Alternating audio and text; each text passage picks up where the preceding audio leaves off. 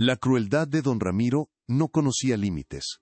Pocas semanas después del entierro de Ignacio, sus capataces golpearon la puerta de la humilde choza de Elara. La tierra, ahora sin un hombre que la trabajara, pertenecía a don Ramiro por deudas no pagadas. Elara y el pequeño Mateo fueron arrojados a su suerte, sin nada más que la ropa que llevaban puesta, y una manta raída, cuyo tejido ya no podía protegerlos del frío cortante que anunciaba la llegada de la noche. El polvo del camino se levantaba con cada ráfaga de viento, pegándose a sus lágrimas silenciosas. Vagaron por la aldea, pero el miedo a don Ramiro era una plaga que cerraba puertas y desviaba miradas. Nadie se atrevía a albergar a la viuda del hombre que había desafiado al terrateniente. El sol se ponía, tiñendo el cielo de violentos tonos anaranjados y púrpuras, y el frío comenzaba a infiltrarse en los pequeños huesos de Mateo, provocándole una tos seca que resonaba en el pecho de Elara como un martillazo. El hambre era un sabor amargo en la boca, una bestia que arañaba sus entrañas y las de su hijo. Elara sentía cómo la desesperación, como una fiera acorralada, clavaba sus garras en su corazón. Cada puerta cerrada era un golpe, cada mirada esquiva una daga. ¿Acaso el mundo había perdido toda su piedad? Apretó a Mateo contra su cuerpo, buscando darle un calor que ella misma ya no sentía, y fue entonces, mientras su mirada barría el horizonte buscando una esperanza inexistente, que sus ojos se posaron sobre la silueta que todos en el pueblo temían, un esqueleto oscuro contra el cielo agonizante. En la ensenada, encallado desde hacía décadas, yacía el armazón de un gran navío de carga, el espectro del mar. Su mástil roto apuntaba al cielo como un dedo acusador, y su casco, cubierto de musgo y cicatrices del tiempo, parecía gemir con cada embate de las olas. Era una visión que helaba la sangre, un monumento a la desgracia que los aldeanos evitaban incluso mencionar en voz alta, convencidos de que su sola presencia atraía la mala fortuna y la enfermedad a sus costas. Las leyendas locales susurraban que el barco había naufragado en una tormenta antinatural, arrastrando a toda su tripulación a una tumba acuática. Los pescadores más viejos juraban escuchar los lamentos de los ahogados en las noches de luna llena, y afirmaban haber visto una luz fantasmagórica danzar en la cubierta podrida. Era un lugar maldito, el hogar de almas en pena, un tabú forjado por el miedo y la superstición que se transmitía de padres a hijos como una advertencia funesta. Pero para Elara, en ese instante de absoluta desolación, el barco no era una tumba, era un techo. El frío que calaba los huesos de Mateo era un peligro mucho más real y presente que cualquier fantasma. Ignorando los murmullos asustados de una anciana que la vio caminar en aquella dirección, Elara tomó a su hijo en brazos, envolviéndolo en la manta raída, y marchó con una determinación que nacía de las cenizas de su esperanza. Se dirigía hacia su único y último refugio posible. El interior del navío era una boca oscura y húmeda. El aire era pesado, una mezcla del olor penetrante del salitre, la madera podrida y el moho acumulado durante años de abandono.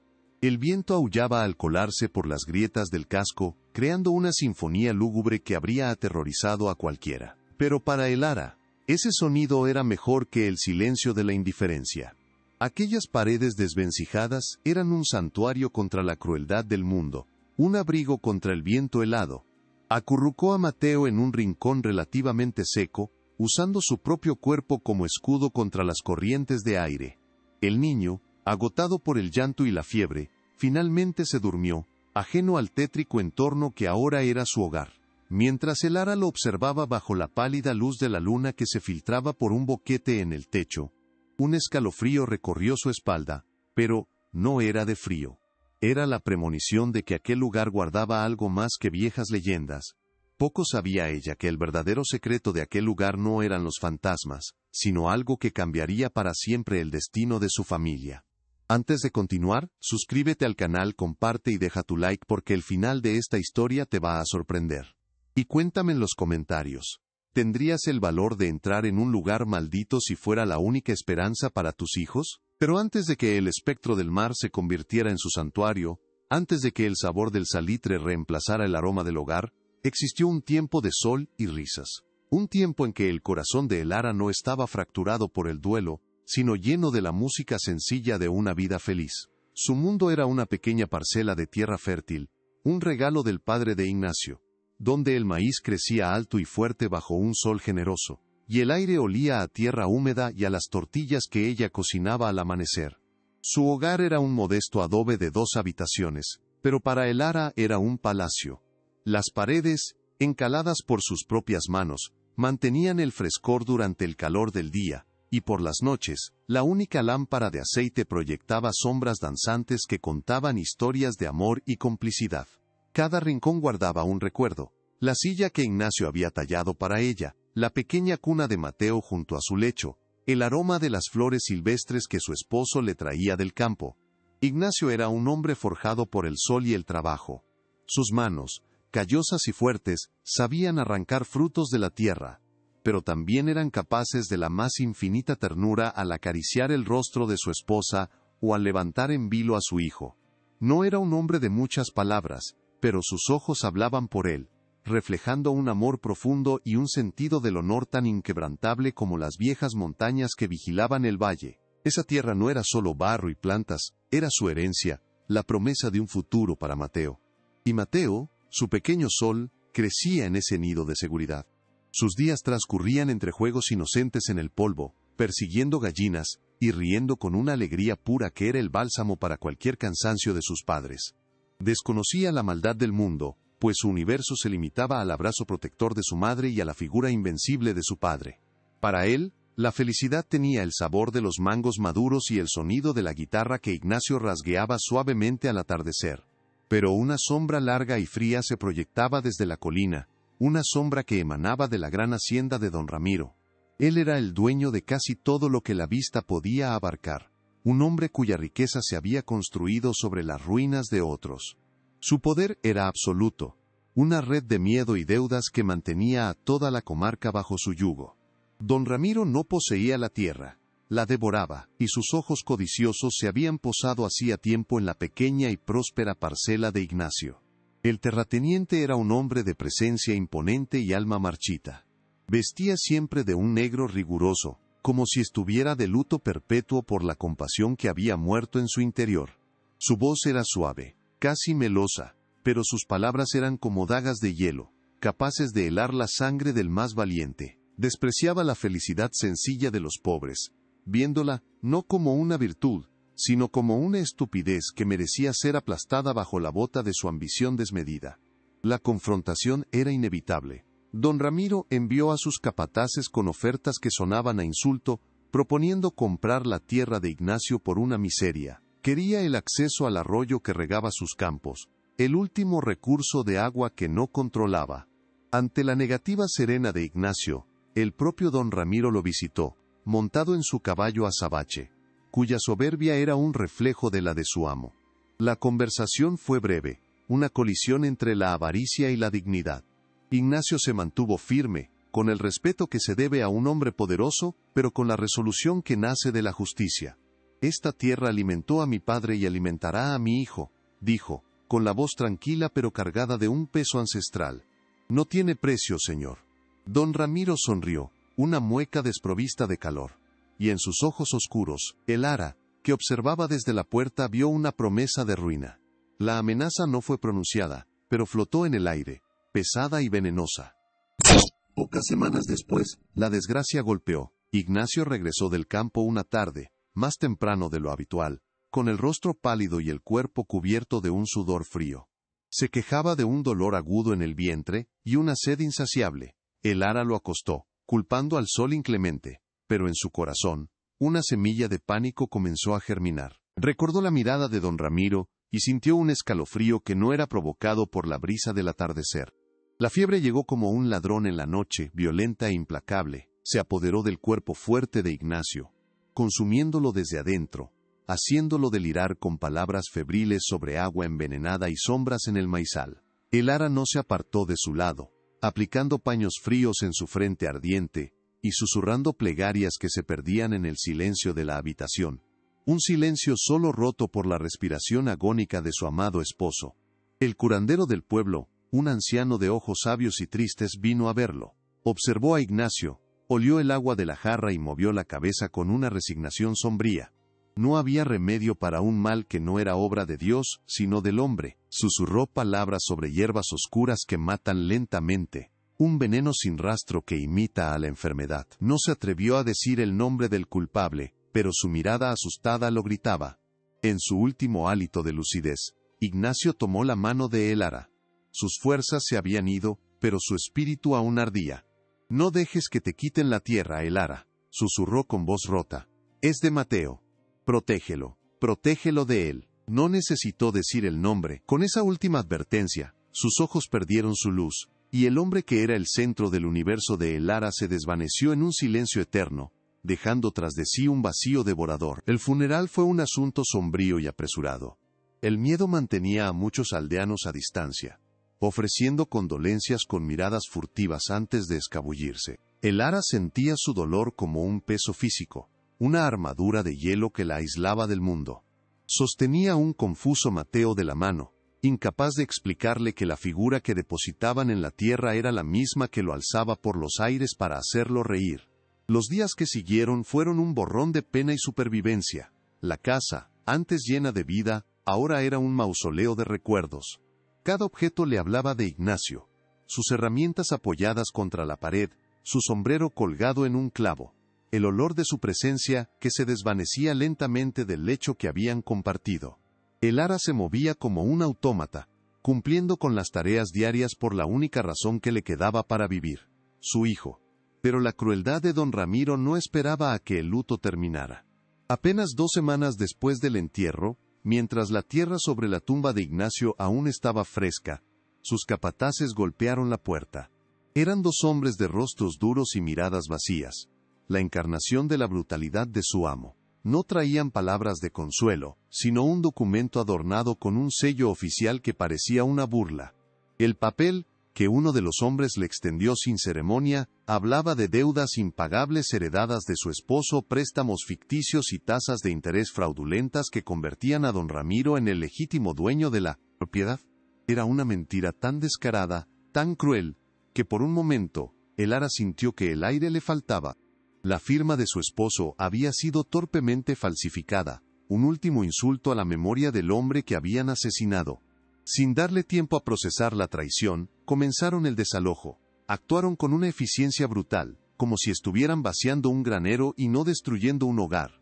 El primer objeto que arrojaron a la calle fue la silla que Ignacio había tallado. Aterrizó con un crujido seco, una de sus patas partiéndose, y con ella, algo dentro de Elara también se rompió de forma irreparable.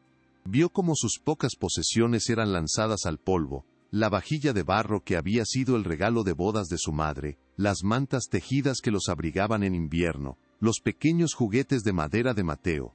Cada objeto era un fragmento de su vida feliz, ahora profanado y expuesto a la vista de todos. No suplicó, ni lloró. Se quedó inmóvil en el umbral, con una dignidad forjada en el dolor más profundo, abrazando a su hijo contra su cuerpo. Mateo, aterrorizado, se aferraba a la falda de su madre, sin comprender la violencia que se desarrollaba ante sus pequeños ojos. Veía los rostros crueles de los extraños, la desesperación silenciosa en el rostro de su madre, y su mundo seguro se desmoronaba. Su llanto era un sonido agudo y lastimero que se clavaba en el corazón de Elara, más que cualquier insulto o golpe físico. Era el sonido de la inocencia perdida. Finalmente la casa quedó vacía, un cascarón hueco despojado de toda su alma. Uno de los capataces la empujó bruscamente para sacarla del umbral. Elara tropezó, pero no cayó. Se mantuvo erguida, mirando a los ojos del hombre, y él fue el primero en desviar la mirada, incapaz de soportar la acusación silenciosa que ardía en sus ojos. La puerta se cerró de golpe, el sonido resonando como un disparo en el silencio de la tarde. Fueron arrojados al camino, con nada más que la ropa que llevaban puesta y una manta raída que Elara logró arrebatar de la pila de sus pertenencias. El polvo se levantaba con el viento, mezclándose con las lágrimas silenciosas que ahora corrían por sus mejillas. Se quedaron allí, una madre y un hijo, despojados no solo de su hogar y su tierra, sino de su pasado y su futuro, bajo la mirada impasible del sol que comenzaba a descender. Vagaron por la aldea buscando ayuda, pero el terror que inspiraba don Ramiro era un muro invisible. Las puertas se cerraban a su paso, las ventanas se cubrían con cortinas, y las miradas de sus antiguos vecinos se clavaban en el suelo, llenas de una lástima impotente y de un miedo paralizante. Nadie se atrevía a desafiar al hombre que podía quitar vidas y tierras con la misma facilidad, y mucho menos por la viuda del hombre que se había atrevido a decirle que no. Fue en ese crepúsculo de desesperación, mientras el frío de la noche comenzaba a calar los huesos de su hijo febril, y el hambre se convertía en un dolor físico, que su mirada se alzó hacia el horizonte. Más allá de la aldea, en la ensenada solitaria donde nadie se aventuraba, una silueta oscura se recortaba contra el cielo teñido de púrpura, un esqueleto de madera y óxido, un monumento al olvido que todos llamaban maldito. El espectro del mar la estaba esperando. La primera noche sin techo fue una lección de crueldad. Elara encontró un hueco entre las raíces expuestas de un viejo ceibo, un refugio miserable que apenas los protegía del viento nocturno que soplaba desde el mar, cargado de una humedad helada que se sentía como agujas en la piel. Abrazó a Mateo con todas sus fuerzas, intentando transferirle un calor que ella misma ya no poseía, sintiendo cada temblor de su pequeño cuerpo como una falla propia, un fracaso insoportable como madre y protectora. El suelo era duro y frío, y el hambre, una bestia que roía sus entrañas sin piedad. El amanecer no trajo consuelo, solo una luz gris, que exponía la crudeza de su situación.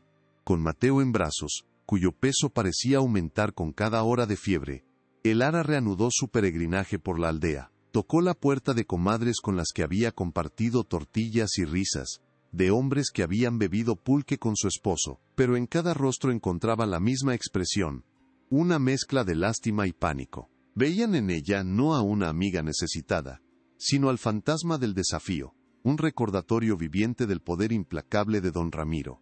Las puertas se cerraban con una suavidad que era más hiriente que un portazo.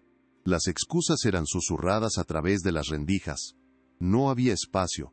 La cosecha había sido mala, el miedo a las enfermedades.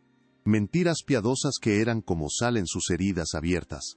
Elara caminaba por las calles de tierra, sintiendo el aroma del guiso de frijoles que se cocinaba en alguna casa. Un olor que antes significaba hogar y que ahora era un tormento.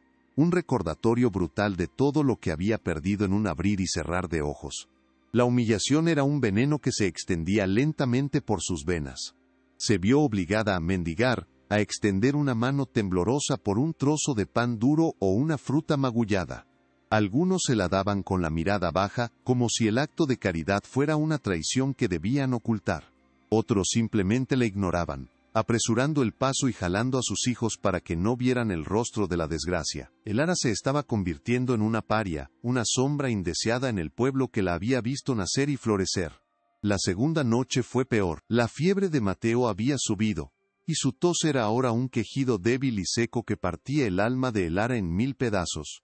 Se refugiaron en el zaguán de la iglesia, pero incluso la casa de Dios se sentía fría e indiferente. Elara miró el rostro pálido de su hijo a la luz de la luna, y sintió que la desesperación se solidificaba en su pecho, convirtiéndose en un terror puro y helado. Estaba perdiendo a su hijo. El último pedazo de Ignacio, la única razón de su existencia, se le escapaba entre los dedos. Fue en ese abismo, en esa oscuridad total del alma, que escuchó los rumores. Eran apenas susurros llevados por el viento, fragmentos de una conversación entre dos lavanderas que volvían del río al anochecer. Hablaban del espectro del mar, el viejo barco encallado en la ensenada. Lo describían como una boca del infierno, un lugar donde las almas de los ahogados gemían por las noches, y una luz maligna danzaba sobre la cubierta podrida. Una de ellas se santiguó, advirtiendo a la otra que ni siquiera mirara en esa dirección, para no atraer la mala suerte.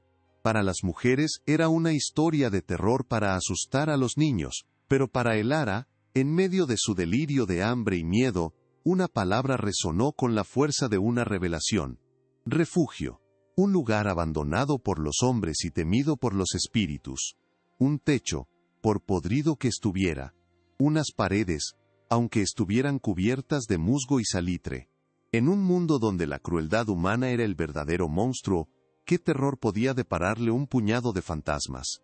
Los fantasmas no podían desalojarla ni robarle su tierra. La decisión germinó en su mente no como un pensamiento racional, sino como un instinto primario de supervivencia, la misma fuerza que impulsa a una loba a defender a su cachorro hasta la muerte. Miró el camino polvoriento que llevaba a la ensenada, un sendero que nadie se atrevía a tomar después del atardecer.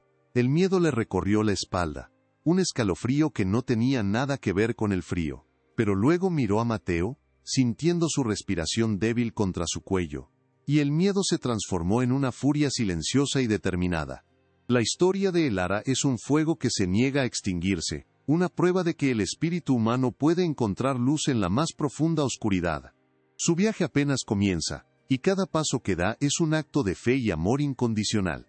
Si su valentía te conmueve, ayuda a que esta llama llegue más lejos. Comparte su lucha para que otros conozcan su fuerza. Suscríbete para ser testigo de cómo el destino puede cambiar, y deja que tu apoyo sea el viento que avive la esperanza en un mundo que a menudo parece haberla olvidado. Se puso de pie, un movimiento lento y doloroso. Sus músculos, agarrotados por el frío y la inanición, protestaron con un dolor agudo, pero su voluntad era más fuerte. Levantó a Mateo, acomodándolo con cuidado contra su pecho, y le susurró al oído palabras de consuelo, que eran tanto para él como para ella misma. Ya casi llegamos, mi amor. Mamá encontró un lugar para nosotros. Un lugar seguro. La mentira sonó como una promesa sagrada en el silencio de la noche. Comenzó a caminar, alejándose de las luces parpadeantes de la aldea que le había dado la espalda. Cada paso era un esfuerzo monumental. Sus pies descalzos tropezaban con las piedras y las raíces del camino abandonado. El aire se volvía más salado, más frío, y el sonido monótono de las olas rompiendo a lo lejos era como el latido de un corazón antiguo y melancólico. El mundo de los vivos quedaba atrás, y ella se adentraba en el reino de las leyendas y los olvidados. La silueta del espectro del mar crecía con cada paso, un esqueleto colosal recortado contra un cielo lleno de estrellas indiferentes. Era más grande y más aterrador de lo que había imaginado. Su mástil roto parecía una lanza clavada en el corazón de la noche, y el casco oscuro, cubierto de lo que parecían cicatrices, parecía observar su avance con una malevolencia silenciosa. El viento aullaba al pasar por sus maderas rotas, creando una música fúnebre que helaba la sangre. Cualquier otra persona habría huido despavorida, pero Elara ya no era cualquier persona. El dolor la había vaciado de todos los miedos triviales. El miedo a lo desconocido era un lujo que ya no podía permitirse, pues lo conocido se había vuelto insoportable. El peligro real y tangible era la noche, el frío, la fiebre que consumía a su hijo.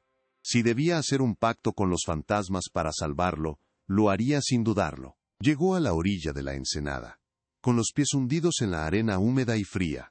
El navío se alzaba ante ella como una montaña de madera muerta. Una gran grieta en el casco, como una herida abierta, ofrecía una entrada a la oscuridad de sus entrañas. El olor que emanaba de su interior era denso y sobrecogedor. Una mezcla de mar estancado, podredumbre milenaria y un profundo y abrumador abandono. Se detuvo un instante en el umbral de su nuevo y tétrico hogar. Abrazó a Mateo con más fuerza si es que eso era posible, y le dio un beso en la frente ardiente. «Perdóname, Ignacio», susurró al viento, como si su esposo pudiera escucharla. «Perdóname por traer a nuestro hijo a este lugar». Luego, respiró hondo, llenando sus pulmones con el aire fétido del barco, y con una resolución forjada en las llamas del más puro amor maternal, dio el primer paso hacia la oscuridad. Entraba en la tumba para poder seguir viviendo.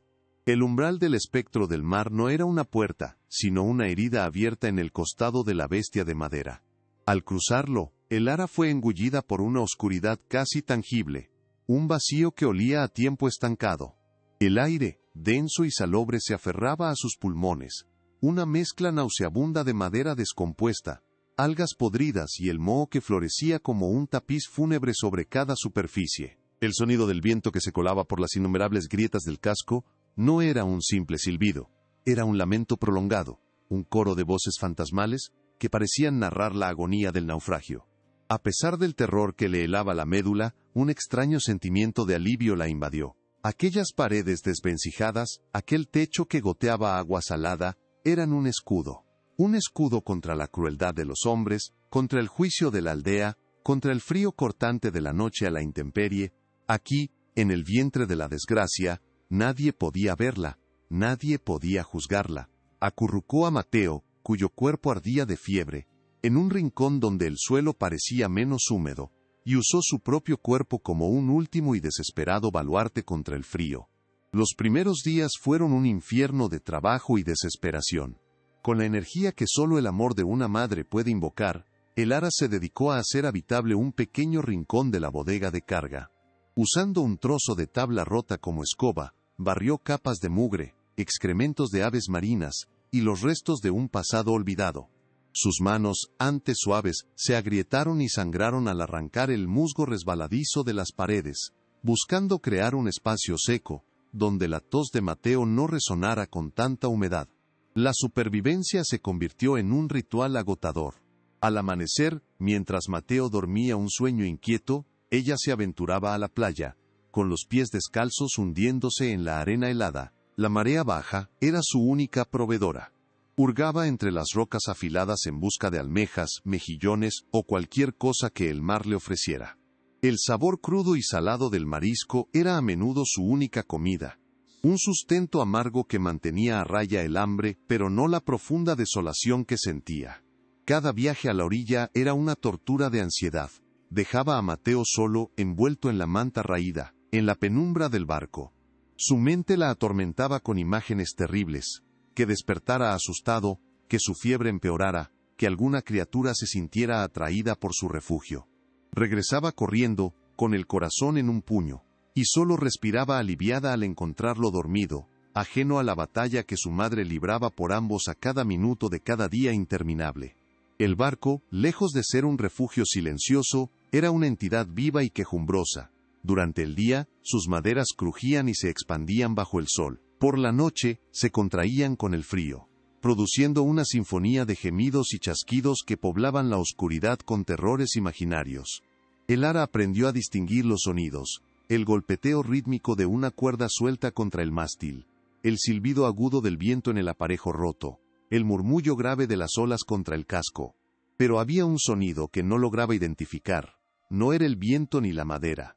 Era un golpeteo sordo, casi imperceptible, que parecía venir de las profundidades de la nave, directamente debajo de ellos. Al principio, lo atribuyó a su mente agotada, a la fiebre que a veces sentía nublar sus propios sentidos, pero el sonido persistía, intermitente y metódico, siempre en las horas más silenciosas de la noche, como un corazón que se negaba a dejar de latir en las entrañas del barco muerto. La curiosidad, nacida de la soledad y el miedo, comenzó a roer su alma. El sonido parecía provenir de la cabina del capitán, una estancia en la cubierta superior que ella había evitado instintivamente. Aquel lugar tenía un aire de autoridad profanada, de tragedia concentrada. La puerta, hinchada por la humedad, colgaba de un solo gozne oxidado, y el interior estaba cubierto por un velo de telarañas tan denso que parecía nieve sucia. Elara sentía que entrar allí era como violar una tumba. Una noche, una tormenta feroz se desató sobre la costa.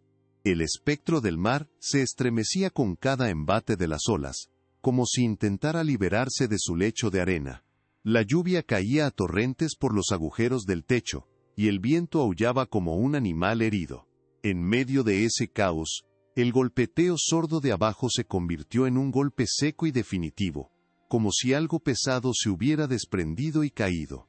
El sonido fue tan claro, tan cercano que el corazón de Elara dio un vuelco. La tos de Mateo se había vuelto más débil, un quejido ahogado que le partía el alma. El miedo a perderlo, un terror mucho más profundo y real que cualquier fantasma, finalmente venció su aprensión. Si había algo en ese barco que pudiera ayudarlos, un trozo de lona seca, una caja de madera para quemar, tenía que encontrarlo. Con una astilla de madera encendida como antorcha improvisada, subió la escalera resbaladiza hacia la cubierta superior. Su llama, danzando salvajemente contra la oscuridad. El interior de la cabina del capitán era aún más desolador de lo que había imaginado. Muebles rotos yacían esparcidos, cubiertos de una gruesa capa de salitre y moho. Un mapa descolorido se aferraba a la pared como la piel de un fantasma. El golpe parecía haber venido de debajo del escritorio volcado del capitán.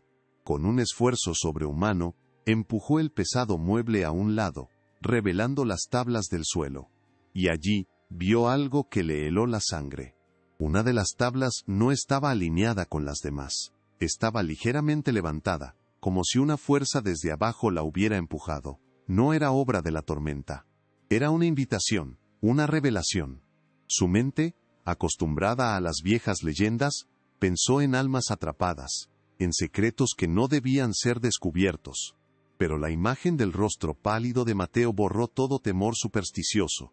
Arrodillándose, hundió sus dedos maltratados en la grieta y tiró con todas sus fuerzas. La madera, podrida por los años, cedió con un gemido lastimero. El olor que surgió del hueco no era el de la sentina inundada que esperaba, sino un aroma seco y antiguo a cuero y papel. No había un sótano de agua estancada, sino un pequeño compartimento secreto, de no más de 1 metro de profundidad, cuidadosamente forrado con lo que parecía ser lona encerada para proteger su contenido de la omnipresente humedad. Su corazón latía con una fuerza desbocada, una mezcla de terror y una esperanza incipiente. Dentro del compartimento descansaba un único objeto, un paquete rectangular envuelto en varias capas de cuero ennegrecido y atado con una cuerda de cáñamo que se deshizo en polvo al tocarla. Era pesado, sólido, con manos temblorosas que apenas podía controlar. El ara lo sacó del hueco y lo llevó a su precario refugio en la bodega, lejos de la lluvia que se colaba por el techo de la cabina. Colocó su antorcha en un soporte improvisado y se arrodilló junto a su hallazgo. Desenvolvió el cuero con un cuidado reverencial, capa tras capa. La protección reveló su tesoro. No era oro ni joyas, como su imaginación más desesperada podría haber soñado. Era algo infinitamente más valioso y peligroso. Un grueso diario de a bordo, con la cubierta de cuero repujado aún intacta, y junto a él, un fajo de documentos atados con una cinta de seda descolorida, todos ellos sellados con un lacre rojo que llevaba un escudo de armas que no reconoció. Abrió el diario. Las páginas, aunque amarillentas y frágiles en los bordes, estaban milagrosamente preservadas. La caligrafía era elegante y firme, la tinta apenas desvanecida por el paso de las décadas. La primera página llevaba un nombre, Capitán Arturo Álvarez, y una fecha de casi 30 años atrás. El ara no lo sabía todavía, pero no había encontrado los desvaríos de un fantasma. Había encontrado la voz de la verdad, una voz que había esperado pacientemente en la oscuridad para clamar justicia. En ese momento, acurrucada en el vientre de un barco maldito, con su hijo enfermo durmiendo a su lado, el ara sintió que el destino del mundo cambiaba de eje. Aquel libro no era solo un registro de viajes y mareas. Sentía en sus huesos que era un testamento, una crónica de secretos que tenían el poder de destruir al hombre que le había arrebatado todo. La desesperación que la había consumido comenzó a transformarse en una nueva y terrible emoción. La furia. El espectro del mar no le había ofrecido un simple techo, le había entregado un arma. El mar no le había traído solo desgracia, le había devuelto una oportunidad de luchar. La leyenda del barco maldito era cierta en un sentido que nadie en el pueblo podría haber imaginado. Estaba maldito, sí, pero con el peso de una injusticia no resuelta, con el fantasma de una verdad enterrada que ahora por fin había encontrado a su heredera. Miró a Mateo, su respiración un poco más tranquila en el sueño, y luego volvió a mirar el diario en su regazo. La llama de la astilla parpadeó, proyectando su sombra, ahora erguida y formidable, contra las paredes curvas del casco. Ya no era solo una víctima, una viuda despojada y abandonada a su suerte. En la más profunda de las oscuridades, acababa de encontrar una luz, y con ella, la fuerza para iniciar su propia tormenta. El silencio de la costa era un mentiroso. Aunque parecía pacífico, llevaba secretos en la brisa, y los esparcía como semillas de hierba mala. Un viejo pescador, cuya codicia era más grande que su temor a los fantasmas, había visto una luz parpadeante en el casco del espectro del mar durante varias noches. No pensó en viudas desesperadas, sino en cofres de oro olvidados por los piratas de las leyendas. Con la lengua humedecida por la promesa de unas pocas monedas, corrió a contarle a uno de los capataces de don Ramiro una historia inflada sobre tesoros y descubrimientos milagrosos. El rumor viajó más rápido que el viento, creciendo con cada boca que lo repetía. Se convirtió en una fantasía febril de joyas y doblones de oro, un botín legendario que la viuda de Ignacio había encontrado por un golpe de suerte divina. Cuando la historia llegó a los oídos de don Ramiro, se instaló en su alma oscura, no como un cuento, sino como una afrenta personal. La idea de que Elara, el último vestigio del hombre que lo había desafiado, pudiera encontrar la riqueza mientras él reinaba sobre la pobreza de los demás, era un insulto que su orgullo no podía tolerar. La codicia era una enfermedad en la sangre de don Ramiro, un fuego que consumía cualquier atisbo de razón o piedad. No cuestionó la veracidad del rumor. Lo aceptó como un hecho porque su propia ambición se lo exigía. La tierra de Ignacio ya era suya, su vida era un recuerdo borrado, y cualquier tesoro encontrado en las cercanías de sus dominios le pertenecía por un derecho que él mismo había inventado. Reunió a sus hombres más leales y brutales, no para investigar, sino para reclamar lo que su delirio de poder ya consideraba suyo. Partieron al anochecer, justo cuando una niebla espesa y fantasmal comenzaba a ascender desde el mar, envolviendo la costa en un sudario blanco y húmedo. La visibilidad era casi nula, y el mundo se redujo a siluetas borrosas y sonidos ahogados. El chapoteo de las olas, el graznido lejano de un ave marina, el crujido de sus propias botas sobre la arena mojada. La niebla parecía una manifestación de los secretos que estaban a punto de colisionar, un velo que separaba el mundo de los vivos del juicio de los muertos. El espectro del mar surgió de la niebla como una aparición, más imponente y siniestro que nunca. Sus maderas oscuras goteaban humedad, y el silencio a su alrededor era profundo y expectante. Don Ramiro se detuvo un momento, sus ojos negros escudriñando la herida abierta en el casco del navío. No sentía el miedo supersticioso de los aldeanos, pues su propia maldad era un amuleto contra cualquier fantasma. Sentía únicamente la anticipación depredadora de un lobo que ha olido la sangre y se acerca para matar. Con un gesto brusco, ordenó a sus hombres que entraran. Irrumpieron en el interior del barco con la sutileza de una manada de búfalos, sus linternas de aceite cortando la oscuridad con haces de luz danzantes que revelaban el moho y la podredumbre. El aire estancado se agitó con su presencia, y el lamento del viento pareció intensificarse como una advertencia.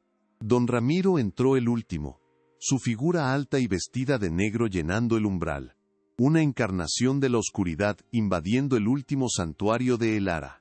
Ella los estaba esperando, no se escondía en un rincón, temblando de miedo. Estaba sentada sobre una caja de madera, con la espalda recta, y una calma gélida en su mirada. En su regazo, Mateo dormía profundamente, ajeno a la tormenta que estaba a punto de desatarse. A su lado, sobre la caja, descansaba el diario del capitán, cerrado, como un juez silencioso. La escena era tan inesperada, tan desprovista del pánico que esperaban encontrar, que los hombres se detuvieron, desconcertados. Don Ramiro fue el primero en recuperar la compostura. Una sonrisa torcida, llena de desprecio, se dibujó en su rostro. Vaya, vaya, dijo con su voz melosa y letal. Parece que la rata ha encontrado un buen nido. Pero los nidos se vacían, Elara. He venido por mi tesoro. Entrégamelo ahora y quizás sea misericordioso contigo y con tú, cachorro enfermo. Sus palabras gotearon veneno, diseñadas para herirla, para recordarle su impotencia. Pero la mujer que lo miraba ya no era la misma que él había arrojado al camino. Elara levantó la vista, y sus ojos, que antes eran pozos de dolor, ahora ardían con una llama fría y decidida. Está equivocado, don Ramiro, respondió ella, su voz clara y firme, sin un ápice de temblor. Usted no ha venido a buscar un tesoro, ha venido a buscar su juicio, y créame, lo ha encontrado. La audacia de su respuesta lo dejó sin palabras por un segundo. La risa que brotó de su garganta fue un sonido feo y forzado, una máscara para su creciente inquietud. ¿Juicio? Tú, una mendiga que vive en la basura, ¿vas a hablarme de juicio? Se acercó a ella, su sombra cubriéndola por completo. No juegues conmigo, mujer. Sé que encontraste algo de valor en este ataúd flotante. Dámelo. Elara no se inmutó. Con un movimiento lento y deliberado, colocó una mano protectora sobre la cubierta de cuero del diario. Oh, sí encontré algo de valor, dijo, su voz bajando a un susurro cargado de significado. Encontré una voz que usted creyó haber ahogado hace 30 años. Encontré la memoria de los hombres que traicionó, y la verdad de la tierra que robó. Ese es mi tesoro, don Ramiro, la verdad. El terrateniente frunció el ceño, la confusión luchando contra su ira. ¿De qué estaba hablando? Su mente anclada en la materialidad de la riqueza, no podía comprender. ¿Estás loca? ¿Crees que me asustarás con cuentos de viejas? Quiero el oro. Extendió la mano. como si esperara que ella le entregara un cofre. Fue entonces cuando Elara abrió el diario. La luz de las linternas iluminó las páginas amarillentas y la caligrafía elegante. «No hay oro», dijo ella, su voz resonando en el casco del barco como una sentencia. «Pero hay nombres. El nombre del capitán Arturo Álvarez. El nombre de su padre, Ignacio.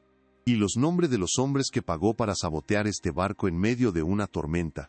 Un silencio mortal cayó sobre la bodega. Los capataces se miraron unos a otros, sus rostros perdiendo el color. Algunos de ellos eran hijos de los hombres que habían servido a don Ramiro durante décadas, hombres que contaban historias susurradas sobre aquella noche de la tormenta. El aire se volvió pesado, cargado con el peso de un crimen desenterrado. «Capitán Álvarez escribe aquí», continuó Elara, sus dedos trazando una línea en la página, «que dos de sus tripulantes, un tal Pedro y un tal Ricardo, abrieron las compuertas deliberadamente mientras él luchaba en el timón. Nombres que quizás le suenen a algunos de ustedes». Miró directamente a dos de los hombres más viejos que acompañaban a Ramiro, cuyos padres se llamaban así. El pánico comenzó a reflejarse en sus ojos. Don Ramiro palideció. La sangre abandonó su rostro, dejándolo con una tez cerosa, cadavérica. El diario. El maldito diario del capitán. Había asumido que se había podrido en el fondo del mar, junto con los documentos y los huesos de ese hombre honorable. La realidad de su situación lo golpeó con la fuerza de una ola. Esa mujer no tenía oro, tenía su ruina en sus manos. «¡Mentiras!», gritó, su voz perdiendo su control y volviéndose estridente. «Son las divagaciones de una loca, un invento para manchar mi nombre». Se abalanzó hacia ella, con la intención de arrebatarle el libro y destruirlo, de silenciar esa voz del pasado de una vez por todas. «Dámelo». Pero Elara fue más rápida, se puso de pie de un salto, colocando su cuerpo entre él y su hijo dormido, sosteniendo el diario contra su pecho como un escudo. «Es tarde», dijo ella, su voz ahora llena de un poder que nunca había sabido que poseía. «La verdad, una vez que sale a la luz, no puede volver a ser enterrada. Este libro es solo una copia, el verdadero testamento ya no está aquí». La furia de don Ramiro se transformó en un terror helado. «¿Qué has hecho?», siseó, sus ojos desorbitados buscando una salida que no existía. Se sentía atrapado, no por las paredes del barco, sino por las redes de su propio pasado. La viuda insignificante lo había superado, había anticipado cada uno de sus movimientos. «Lo que un hombre justo habría hecho hace mucho tiempo», respondió Elara. «Puse la verdad en manos de la justicia». Y la justicia, don Ramiro, a veces tarda, pero siempre llega. Especialmente cuando un magistrado federal la está esperando. En ese preciso instante, como si sus palabras los hubieran conjurado desde la niebla, varias figuras aparecieron en la entrada del barco. A la cabeza iba el padre Miguel, sosteniendo en alto un crucifijo que brillaba a la luz de las linternas. Detrás de él, un hombre alto y de rostro severo, vestido con las ropas de un funcionario de la capital, flanqueado por dos guardias armados con rifles. El magistrado había llegado. La trampa se había cerrado. Los capataces de don Ramiro, al ver a la autoridad federal, retrocedieron instintivamente, abandonando a su amo. El miedo a la ley era, después de todo, más fuerte que su lealtad comprada. Se quedaron inmóviles, con las manos a los lados, como estatuas de cobardía. Don Ramiro se quedó paralizado, su rostro una máscara de incredulidad y odio impotente. Miró a Elara, a los guardias, al magistrado, y finalmente a su propio reflejo en un charco de agua salada en el suelo. Vio a un hombre derrotado, un tirano cuyo reino de miedo se había derrumbado en el vientre de un barco al que él mismo había condenado. «Ramiro de la Garza», dijo el magistrado, su voz resonando con una autoridad fría e inquebrantable. «Queda usted arrestado por los crímenes de piratería, fraude y asesinato, tal como se detalla en el testimonio del capitán Álvarez y en los documentos recuperados por esta valiente mujer». Los guardias avanzaron y lo sujetaron por los brazos. No se resistió. Toda la arrogancia, toda la crueldad, se habían desvanecido, dejando solo el cascarón vacío de un hombre que lo había perdido todo. Mientras lo sacaban del barco, sus ojos se encontraron con los de Elara por última vez. En ellos no vio triunfo ni odio, sino una profunda y solemne paz. La paz de la justicia cumplida. Elara se quedó sola en la bodega, escuchando cómo los pasos de los hombres se alejaban y eran engullidos por la niebla. Abrazó a Mateo, que comenzaba a despertarse, y le besó la frente. El aire dentro del espectro del mar ya no se sentía pesado ni fétido. Se sentía ligero, limpio. La maldición se había roto. El fantasma del barco no era un alma en pena, sino el espíritu de la justicia que, por fin, podía descansar en paz. Afuera, la niebla parecía retroceder, como si la misma naturaleza se encogiera ante la presencia de la ley.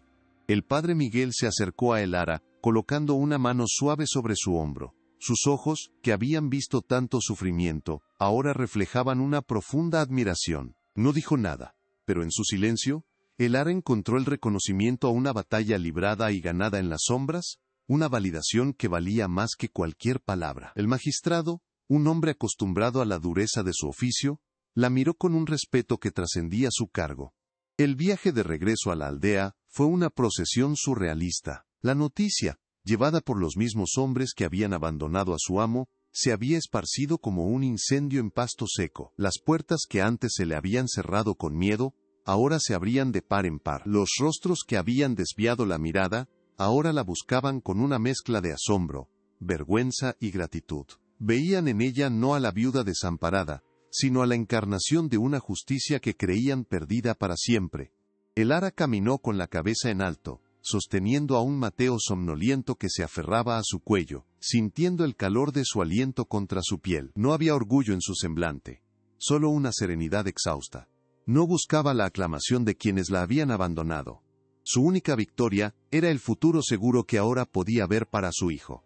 El aire de la mañana, antes cargado de desesperación, olía ahora a tierra húmeda, y a la promesa de un nuevo comienzo. Un aroma que creyó haber olvidado para siempre. Los días que siguieron fueron un torbellino de cambios. Los documentos recuperados del barco eran irrefutables. La red de corrupción y miedo tejida por don Ramiro se deshizo hilo por hilo, exponiendo décadas de crímenes. Las tierras, robadas mediante engaños y violencia, fueron restituidas a sus legítimos dueños. La pequeña parcela que había sido el mundo de Ignacio y Elara, junto con las vastas extensiones que pertenecieron a su familia, le fueron devueltas, libres de toda deuda y de toda sombra. El juicio de don Ramiro fue breve y contundente. Despojado de su poder, de su riqueza, y de la lealtad comprada de sus hombres, no era más que un anciano patético y tembloroso. Su condena no fue la muerte, sino algo que para él era peor, la insignificancia. Fue sentenciado a pasar el resto de sus días en una prisión lejana. Condenado al olvido, su nombre destinado a convertirse en un cuento con moraleja susurrado a los niños para advertirles sobre la soberbia y la codicia. Su derrota no fue sangrienta sino absoluta y humillante. Pasaron 5 años. El sol que ahora brillaba sobre el valle parecía más cálido, más generoso. Donde antes hubo una choza humilde, ahora se levantaba una casa sólida de adobe y teja, rodeada de campos de maíz que crecían altos y verdes, meciéndose con la brisa. El aroma de las tortillas recién hechas volvía a flotar en el aire del amanecer, mezclado con el perfume de las bugambilias que Elara había plantado en memoria de las flores silvestres que Ignacio solía traerle. Mateo ya no era un niño frágil. A sus 10 años, era un muchacho fuerte y vivaz, con los mismos ojos honestos de su padre y la misma determinación silenciosa de su madre. Sus risas resonaban en los campos mientras perseguía a las gallinas o aprendía de los jornaleros el arte de cuidar la tierra. La tos y la fiebre eran solo un mal recuerdo, un fantasma ahuyentado por la buena comida, el aire limpio y, sobre todo, por la seguridad inquebrantable del amor de su madre. Elara se había transformado. El dolor no había desaparecido por completo. Vivía en un rincón tranquilo de su corazón, un recordatorio agridulce del amor que había perdido. Pero ya no era una armadura de hielo. Se había convertido en la fuente de su sabiduría y su compasión. Sus manos, antes marcadas por la desesperación de hurgar en la arena fría, ahora estaban callosas por el trabajo de sembrar y cosechar, de construir un futuro con la misma tierra que habían intentado arrebatarle. Ya no era solo Elara, la viuda. Era doña Elara, una figura de respeto en toda la comarca. Los agricultores acudían a ella en busca de consejo, las madres buscaban su consuelo, y los líderes del pueblo escuchaban su opinión antes de tomar cualquier decisión importante. Había aprendido en el vientre del barco maldito, que la verdadera fuerza no reside en el poder sobre los demás, sino en la capacidad de levantarse, y de ayudar a otros a levantarse también. Una tarde de domingo, Mientras el sol teñía el cielo de tonos dorados y púrpuras, Elara y Mateo caminaron por el sendero que llevaba a la ensenada. Era una peregrinación que hacían de vez en cuando, un ritual silencioso entre madre e hijo. Desde la distancia, vieron la silueta familiar del espectro del mar, aún encallado, aún vigilante. Pero la visión ya no inspiraba terror ni tristeza en sus corazones. El viejo navío ya no era una tumba ni un refugio desesperado. La marea y el tiempo habían suavizado sus bordes, y las aves marinas anidaban en su mástil roto. La naturaleza lo estaba reclamando lentamente, convirtiéndolo en parte del paisaje, en un monumento a la resiliencia. Era un recordatorio de que en las profundidades de la mayor oscuridad, a veces se puede encontrar la luz más inesperada y redentora. Se sentaron en la arena observando cómo las olas besaban suavemente el casco del barco. Mateo apoyó su cabeza en el regazo de su madre, una costumbre que conservaba desde niño. ¿Crees que papá nos ve?, preguntó con la inocencia que solo un niño puede tener. Elara le acarició el cabello, su mirada perdida en el horizonte donde el mar y el cielo se fundían en un abrazo infinito. No lo sé, mi amor, respondió ella, su voz un susurro suave que se mezclaba con el rumor de las olas. Pero sé que vive aquí. Y no señalaba al cielo sino a su propio corazón, y luego al corazón de su hijo. Vive en nuestra fuerza, en nuestra bondad, y en cada semilla que plantamos en esta tierra que él tanto amó. El espectro del mar no había guardado un tesoro de oro y joyas, sino uno mucho más grande, la prueba de que el espíritu humano, cuando es guiado por el amor y la justicia, es inquebrantable. La historia de Elara se convirtió en la leyenda de la costa, un faro de esperanza que enseñaba que incluso un barco maldito puede convertirse en una cuna de salvación, y que el fantasma más poderoso de todos es la verdad que se niega a ser silenciada.